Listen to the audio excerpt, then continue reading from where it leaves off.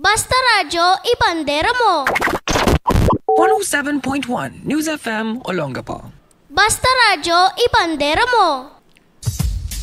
And yes, you heard it right. Basta Radyo Ibandera mo. 107.1 News FM Olongapo City. Radyo Bandera. You're with DJ Tommy J, the Hitman. I'm gonna be dropping the Hitman. DJ Tommy G na lang. Wag na siguro nating isama yung Hitman. Parang ano no?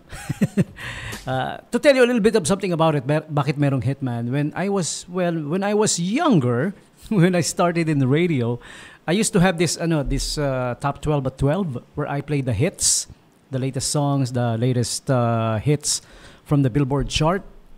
So that's the name Hitman. Yun po yung hits yung hit songs. Hindi yung hitman na na alam mo na, yung tumitira. Mabait akong tao. Hindi ako pwede maging hitman. Okay, welcome. Tuesday edition of Bandera Night Jams. Ayan. So I guess everybody knows what's the hottest and the latest. Yun, 2 senators.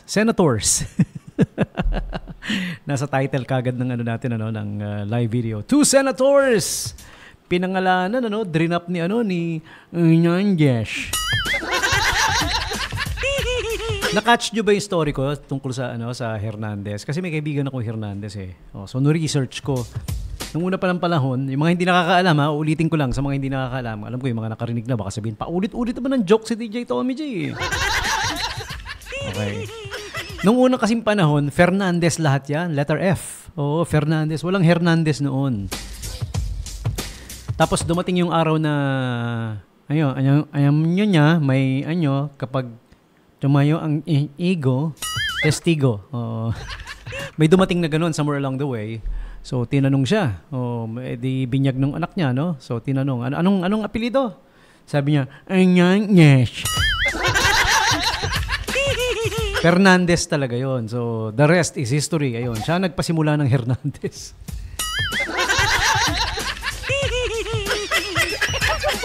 First name, Merillo. Ano ka mo? Martilyo. Virgilio pala. Merillo Hernandez.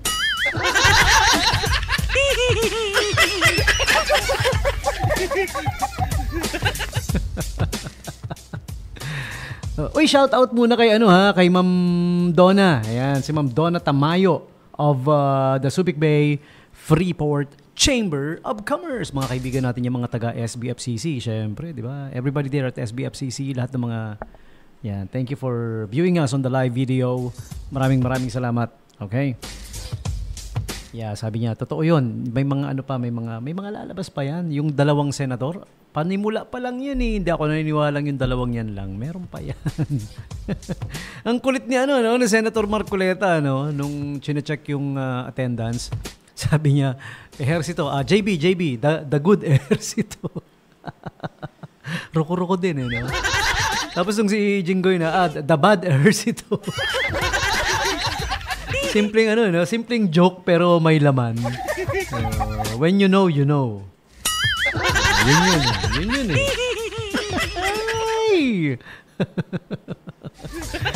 So, yan yung latest, no? For those who don't know, si Hernandez, si Bryce. Bryce Hernandez, dating district engineer. Na tinanggal na, no? Siya ba yung lulong sa casino? Si Bryce Hernandez. Siya yung lulong sa casino, no? Diyos mio, nagpapatalo between 5 to 25 million pesos sa casino. Grabe naman. Grabihan naman. Matalo ako sa casino ng mga 500. Galit na ako. Bad trip na bad. Maghahamon na ako ng away. Between 5 million to 25 million pinapatalo sa casino. Saan galing yung pera mo, boy? Huwag mo sabihin, minana mo yan. Mayaman yung parents mo. Rich kid ka. Kung yung rich kid nga, manghihinayang na mawala yung 5 million. Patalo sa casino. Kasi, alam mo na, galing sa hindi magandang paraan Kaya ganun na lang lustayin. Ganun talaga. Kung yan pinaghirapan, yung legal talaga na pinaghirapan, manghihinayang kang pakawalan yan. Ganun yun di ba? In case you don't know, now you know. Ganun yun. Ako nga, magkaroon lang ako ng 1,000. Halimbawa, binigyan mo ako ng, somebody gave me 1,000. Iisipin ko na, magkano dito yung para sa lunch, yung sa dinner mamayang gabi, tapos breakfast bukas. In my mind, I'm already doing division. Mathematics na agad. Ganun kaming mga mahihirap. Kung ano yung the little that we have, pinagkakasya, tinitipid. Hindi kagaya ng mga dumudugas. Diba? Yung mga dumudugas. Madali lang kasi sa inyo, kaya hindi ganun ka, Tsaka, kaya hindi nyo ako ka-close. Yung mga mandurugas na nakilala ko. Hindi nyo ako ka-close kasi kayo yung mandurugas, ako hindi. Diba sabi nga, birds of the same feather kung matinik ay malalim. Tsaka ano pa yun? Aanhin pa ang damo kung sa simbahan din ang tuloy. Alright, welcome to the Night Jams Tuesday edition, September 9. Wow! Ang bilis ng panahon. September 9 na, bukas 10 na. So, alam niyo naman, 30 days a month lang. Alam ko, yung piloso po dyan, bumanat agad. Merong kayang 31. Minsan may 31. Pero, when we're talking monthly, kagad-kagad, 30-day kagad ang average niyan. 30 days, di ba?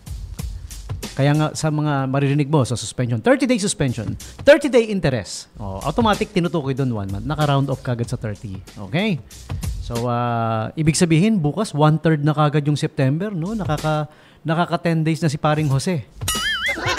Jose Marichan. Haya! Jackie Chan pala yun. Whenever I see boys and girls, I remember the boys. But I don't remember the feeling. Bilis ng araw, no? September 9 na. So, speaking of September 9, as usual, of course, I'll be telling you about today's holidays and observances. September 9. This is being brought to you by Angel's Pizza, Olongapo, baby. Check out the crispy, tasty, and also satisfying chicken fingers with rice. Gustong-gusto nung kumare ko yan eh. Chicken fingers. Get your hands on our chicken fingers with rice, perfectly golden chicken strips, served with flavorful dip and a refreshing 12-ounce cucumber. Cucumber lemonade. Masarap. Very refreshing kamo yan. Yung cucumber lemonade na yan. Ano? Alright? All this for just 155 pesos. Sulit na, busog ka pa. And most of all, mura na, nauutang pa. Di ba, Ma'am Kang? ako lang pinapautang niya. No? Mabait kasi ako. At mabait din si Ma'am Kang. Yan. And everybody at Angel's Pizza Olongapo, mababait lahat yan. Di ba? Mana kay DJ Tommy G. So check out Angel's Pizza Olongapo. They're more than just pizza. Yan nga, narinig nyo. The chicken fingers offer, di ba? They are located at number 395 Fendler Street, Rizal Avenue, Extension, Olongapo City. Call or text them up, 0927-117-9020. Madaling hanapin, Rizal Avenue lang. Main road. Tabing daan lang yan, no? Yeah, Rizal Avenue, okay? They are open from 8 a.m. to 12 a.m. 12 midnight, ibig sabihin. Yan, hanggang mamaya hating gabi, pwede kayong bumili. And check out their Facebook page. The menu is there. They're more than just pizza. They have a whole lot more. And here are the September 9 holidays and observances for you now. September 9, holidays and observances. It's International Buy a Priest a Beer Day. Wow, okay. Yeah, they drink beer din naman. Nag-ano nga sila, di ba, sa wine during misa, di ba? Yeah. So, International Buy a Priest a Beer Day. Whoever started this, I don't know. May kaibigan, may tropa sigurong pare, no? Whoever started this. In the UK, they are celebrating Emergency Services Day. Yung kanilang branch of the government that deals with emergencies, of course. Emergency Services Day. Children's Day in Costa Rica. Armed Forces Day in Ukraine. But now they're at war with Russia, so every day is like Armed Forces Day for them. Care Bears! Share your Care Day. Alright? Sinong mga big fan ng Care Bears? Yung mga lumaking laking 80s, laking 90s. Alam pa yung Care Bears eh. Pero yung mga ngayon, alam pa ba nila? Alam pa kaya nila? And today is also National Teddy Bear Day. Who has teddy bears? Kahit na malaki na. Some of us, di ba, kahit malaki na, yung teddy bear natin when we were a kid, it's still with us, you know? May bunso, si Little Tommy. He had his teddy bear since, I don't know, since age 1 yata. Since he was a baby. Up to now, he has that blue bear. Kulay blue siya na maliit na bear, kaya he calls him Mr. Blue Bear. He can't sleep without it. Hindi makakatulog pag wala yun, kaya kailangan lagi niyang katabi, no? You know, that kind of thing sa mga kids, or even when we grew up, it's so awesome, no? It's so amazing. It's so wonderful. I'm amazed with that, di ba? Meron tayong attachment na nade-develop sa ganyan, ano? Okay? Alright, and what else? Today is also International Box Wine Day. And the Wonderful Weirdos Day. Okay, mga weirdo. May mga tropa ba kayong weirdo? Minsan, masarap kasama ang mga weirdo. May mga tropa kayong weirdo, di ba? We all have friends that are like weirdos. O sige, let's make this part of our topic for tonight. I-text nyo ako na. Kwentuhan nyo ako about your weird friend. Yan, okay? Ano yung mga ka-weirduhan ng mga weirdo friend ninyo? Di ba?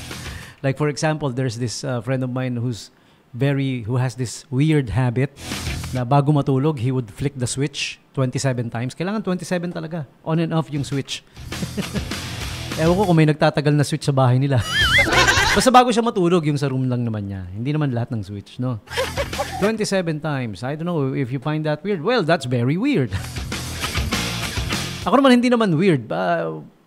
Other people might find it weird, pero it's for security purposes. Hindi ako makatulog hanggat hindi ko dino-double check yung bintana at saka yung mga pintuan.